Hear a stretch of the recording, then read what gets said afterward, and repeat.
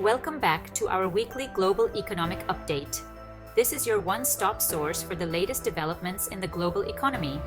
This week, we're covering key highlights from both the weeks of July 8th and July 15th, 2024. Let's dive in. Starting with China, investors are increasingly worried about low inflation and the potential for deflation. In June, consumer prices rose by just 0.2% year-over-year, marking the third decline in prices over the last 4 months. Excluding volatile food and energy prices, core inflation was only 0.6%. Food prices dropped by 2%, with significant declines in fresh vegetables and fruits.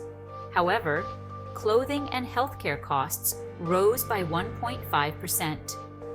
Factory gate prices continued to fall, albeit at a slower rate than previous months, indicating persistent excess capacity and lower commodity prices.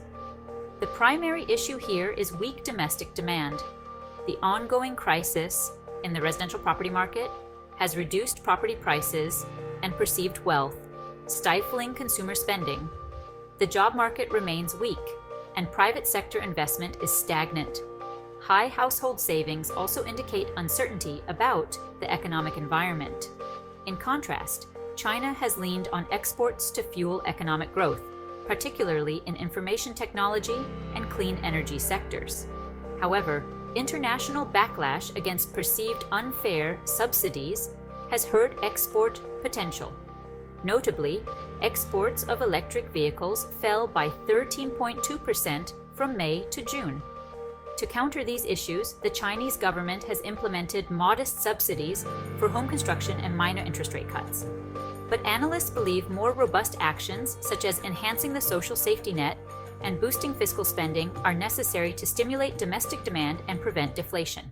In the United States, recent data shows inflation cooling down. The Consumer Price Index rose by just 3% in June, the smallest increase in a year. This decline has significantly impacted market expectations, increasing the likelihood of a Federal Reserve rate cut in September. While prices for durable goods, such as furniture and used vehicles, have fallen sharply, service prices, including housing and healthcare, continue to rise. However, the Federal Reserve's chair, Jerome Powell, indicated that the labor market is no longer driving inflation, suggesting a readiness to ease monetary policy soon. Despite falling inflation, risk spreads on junk bonds have risen due to an increase in corporate bankruptcies. The Federal Reserve's previous delays in cutting rates have contributed to this issue, but a rate cut now seems more likely. The U.S. job market has shown signs of slowing down, activating the sum rule, which historically indicates a recession when the unemployment rate rises by 0.5 percentage point above its low from the past year. In June, the unemployment rate climbed to 4.1%. While construction saw strong job growth, manufacturing and retail sectors experienced declines. Wages grew by only 3.9%, the smallest increase since June 2021, signaling an easing in labor market tightness and potentially further reducing inflation. Shifting to the Eurozone, inflation remains above the European Central Bank's target despite significant declines. In June, consumer prices rose by 2.5%, with core inflation stabilizing at 2.9%. Persistent service inflation, driven by tight labor markets, continues to be a concern for the ECB. The Bank for International Settlements warned against premature monetary easing, citing risks of reigniting inflation.